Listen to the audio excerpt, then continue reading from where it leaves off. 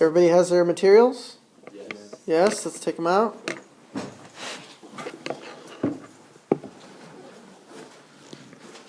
Tom, you gonna care to join the group? Kyle? Oh, you have it? Okay. Alright, study session for Unit 1. All 6 of the participants here. Remember to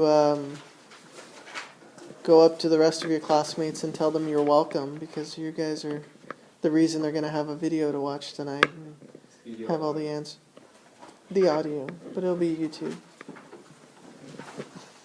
Oh, wait, what? Yeah, of course. And of course with the later Evers.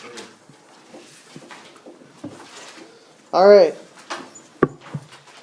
Let's have them. Questions. What do you want to know? Why were these origin stories ignored by the settlers? Okay, so origin stories, Native American origin stories, were ignored by settlers and explorers. They really didn't use them. Terry? Because they think native Indians are animals. They are not human. Okay, so remember, the settlers and the explorers, they treated the Native Americans like they were savages, right? Like they didn't matter. And by doing that, it was easier for them to justify taking their land, turning them into the enemy, like in captivity narratives. And so that's why they didn't value the Native Americans, and they didn't value their culture. They didn't value their origin stories. All right? So ultimately, the settlers and explorers did not take seriously the Native American culture because they needed to be able to say, it's okay for us to treat them poorly. It's okay for us to take their land. But if they ignore that, how can you get origin stories? Good question. They just justify it as... No, what Kyle's asking is, well then how do we have origin stories today? How do we have those origin stories if no one paid attention? Well, they did start paying attention, but it wasn't until much later.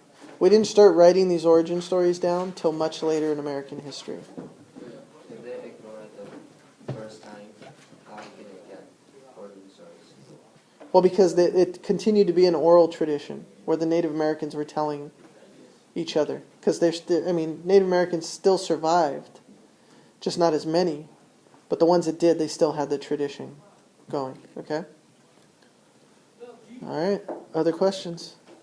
Do you want us to understand more details about the features of the origin story? I need you just to know the 3 features of the origin stories and what they are. Yes. So what are they? Anthropomorphism, ecological sensibilities, connectedness to all things. Okay? Tom?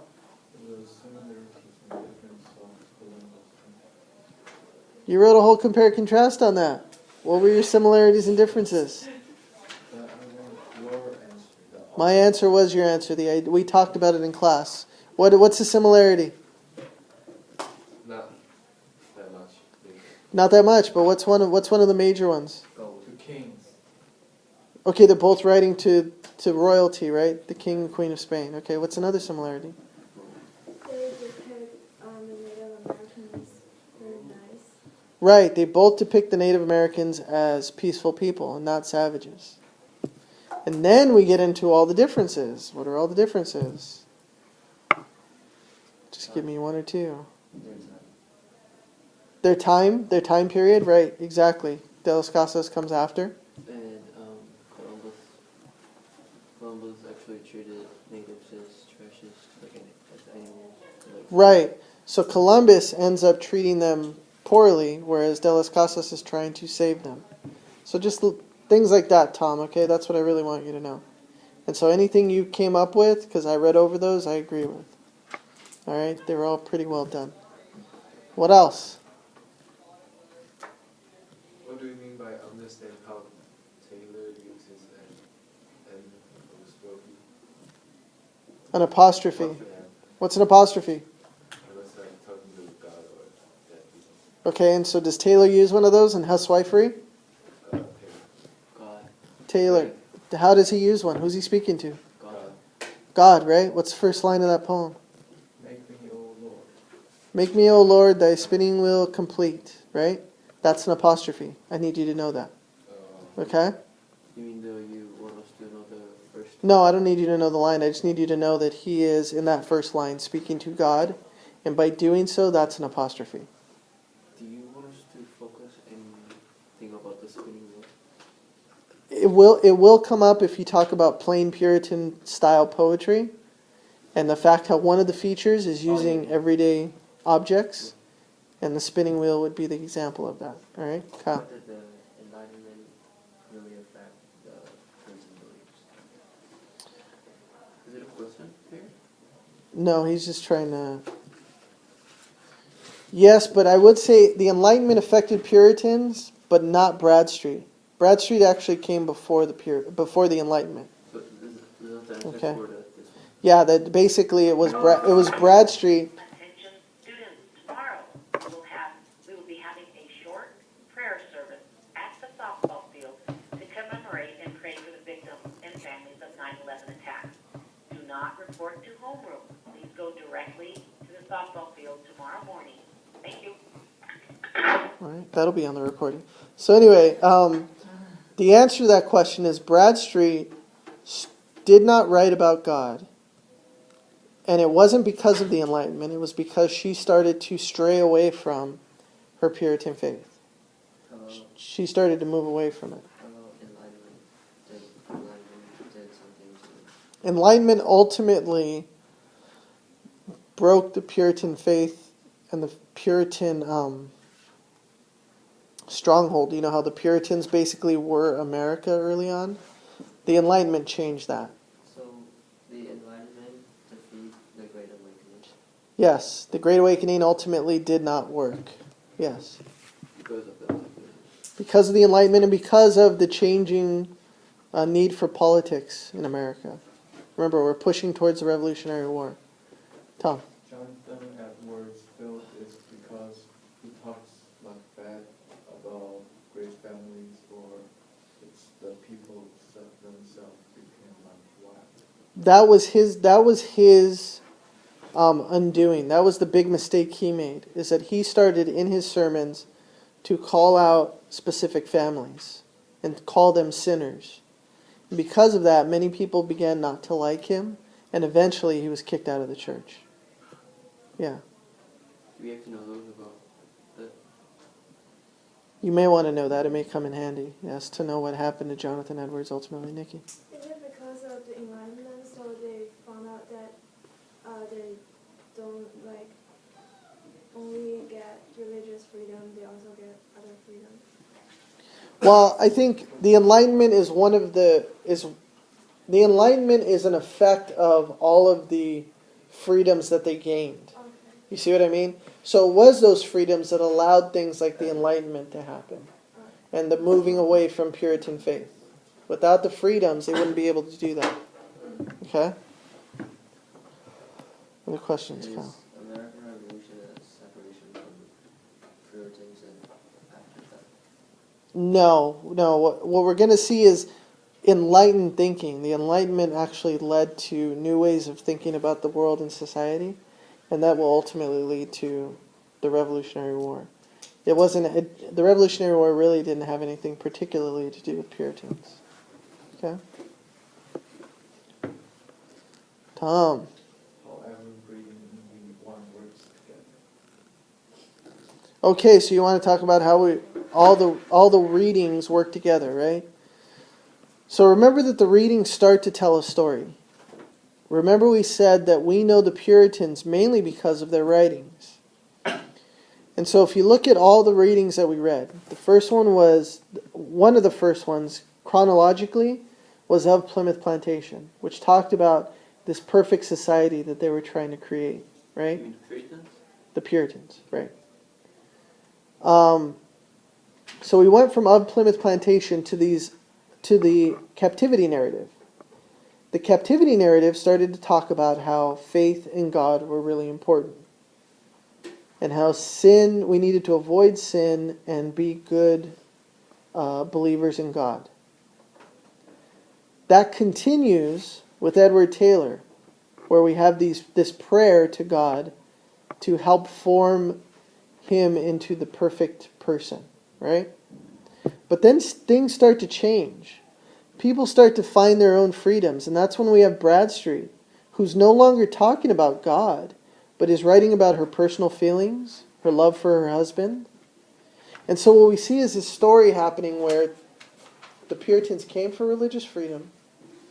They were good for a while, but then they started to realize they had freedoms to write about other things. Because they were moving away from their faith, the Great Awakening happens. And a guy like Jonathan Edwards comes in. And he tries to convince people that if they don't come back to the Puritan faith, that if they don't follow God, they're going to hell. Right? And so do you see how we have in those writings a picture of what happened to the Puritans from the time they came to America to the Great Awakening? Where they were faithful, they had a vision of utopia, they started to move away from it, move away from their faith.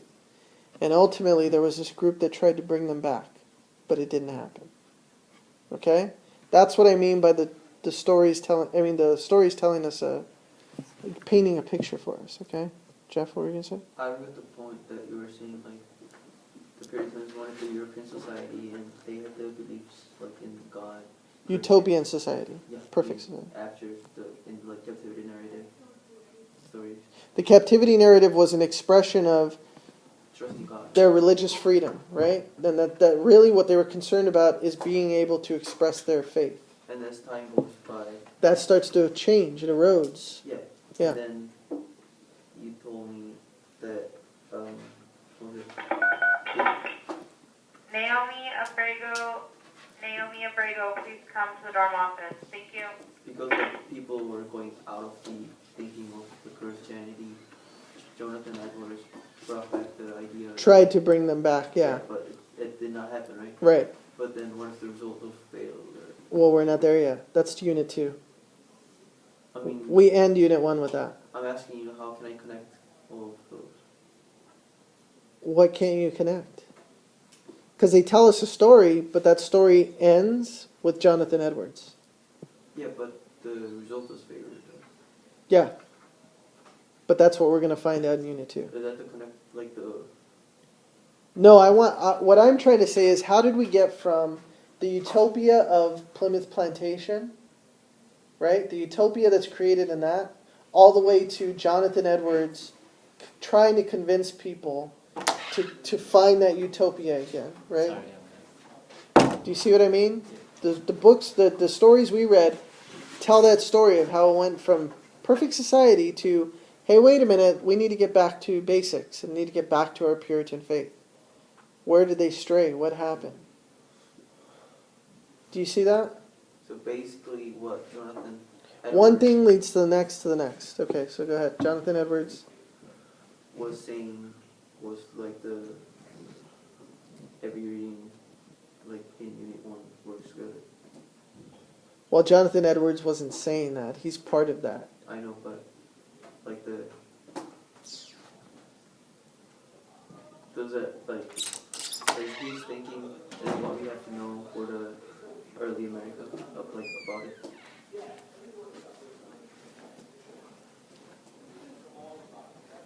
His thinking, you mean his thinking that everyone's a sinner and they need to come back to Puritan Yeah. faith? That was just his opinion. I'm not saying that that was the fact or that he is, telling us something that we don't know. I'm just saying he's part of this story that's being told. Yeah, but I'm asking you how do I describe like all together for the as like to tell the story of early America. Well, I just did how the Puritans had this idea of religious freedom in a perfect society. So just describe like that. Just like that. Yeah, just like that. Just like that. Yeah, Tom. When do pilgrims come to church? What's the year? 1691.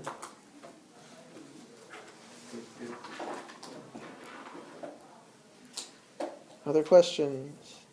So what is the Puritan beliefs after Edward John and Edward? We're not there yet. That's Unit 2. What's the connection between the Native American origin story and the Puritan literature? What's the connection? Yeah. If they point to it, it's Which question are you talking about? Like generally, or are there connections between it? There really aren't connections between the origin stories and Puritan writing. The only thing that happens is the Puritans use the idea of the Native American to create this idea of sin and evil in the world, in the captivity narrative. But actually, the Puritans ignore or don't value the origin stories. Okay? They kind of disregard them. Can you explain ecological sensibility? Yes, ecological sensibilities is a feature of the Native American origin story in which the Native Americans felt that they had a responsibility to protect the land and the animals and everything on the earth, okay? And to not be wasteful and to really look out for the health of the world, of nature. So the ecological sensibility is you have a responsibility to nature and the world. You just have to know like how to describe the features, right? Yeah, yeah. You don't have to know like exactly. Not exactly. You just have to be able to kind of explain them, okay? What about the connected? Yes. Connectedness to all things is this idea that we are created from and created with one another. So we have this, connection. You okay, Tom? So basically, we have this connectedness to each other and the world, and so it's very similar to ecological sensibilities in that we are connected to the animals and the sky and the moon and the sea, and so it's all connected. All right. Is that like connectedness from God? Like we're connected by Well, they didn't really have a god. They had their origin stories of where they came from, but it's not like the classic sense that we would think of, connected through God. They have Does it have any like specific connectedness? no, just each origin story is different. Remember, we read all the different origin stories, and so there was always this. Sometimes it was a woman being that or it was two gods that fought each other and created everything. So it's different for each tribe and area, but there is this sense that everything is created together, and there's this connection that they all share. Ka? Did Puritans did the same thing did Native Americans like Columbus? What do you mean? Did they slaughter Native Americans? No, not intentionally. No, they did bring disease like Columbus did and whatnot, but they didn't intentionally slaughter anything. What is Puritan? I mean, what are they? What do you mean? What are Are they? they white English? Yeah, they're English. Remember we said they came from England?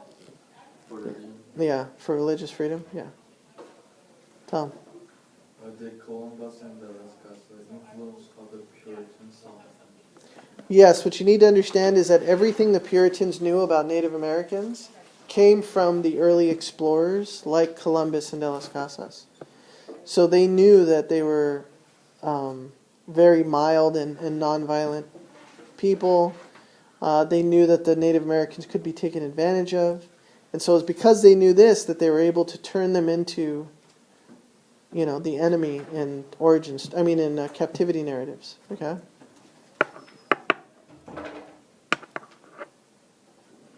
Sure. The captivity narrative story about Puritans being kept in captivity by Native Americans. What are you asking me? Is it all about the kind of story? Well, that's what it literally is. But what is the captivity narrative a representation of? Attention resident students, 10th and 11th 11th grade EIS will begin at 4:30. 9th grade EIS will begin at 4 o'clock. Once again, 10th and 11th grade EIS will start at 4:30. 9th grade will start at 4 o'clock. Thank you. That everyone should believe in God. Right, so it was a story about having faith in God, and that if you believed in God, you will be saved. Are there many Puritans being kept in captivity by Native Americans? There were enough. There wasn't. I mean, it wasn't a great amount, but every now and then there would be a story about a Puritan that was taken captive by Native Americans. So there is not that many this kind of literature. Well, there. I don't know what you mean by not that many. There are quite a few origin stories. I mean, not origin stories, captivity narratives. Excuse me. There are quite a few, but we only read one. All right. Any other questions? Yes, Charles. Do you think the questions what we asked and we covered are enough? I think so. I Is there think any specific that you wanna give us a tip? interesting. Way to fish for the answers.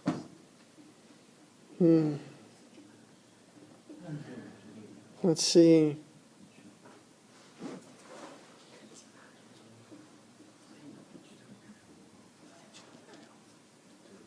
Actually, no. I think you did well with covering everything. No, I'm happy with what you're asking. And Just pick random ones that we didn't ask. That you think- no, I'm looking, and it seems like we covered everything. Can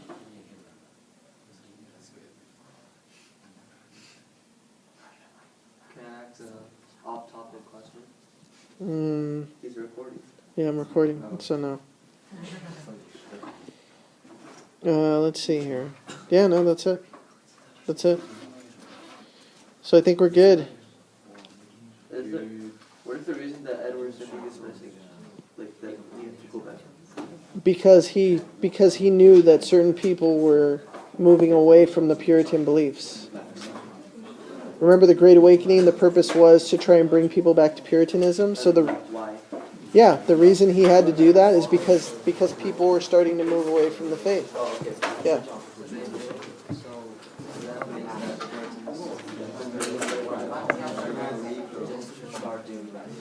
Not necessarily, no. No. You have to remember that the Puritans were very strict. So even if they just weren't, say, maybe going to church, or maybe they weren't praying as much, or maybe they were writing and not talking about God. See you, Mr. Rios. Alright, see you guys.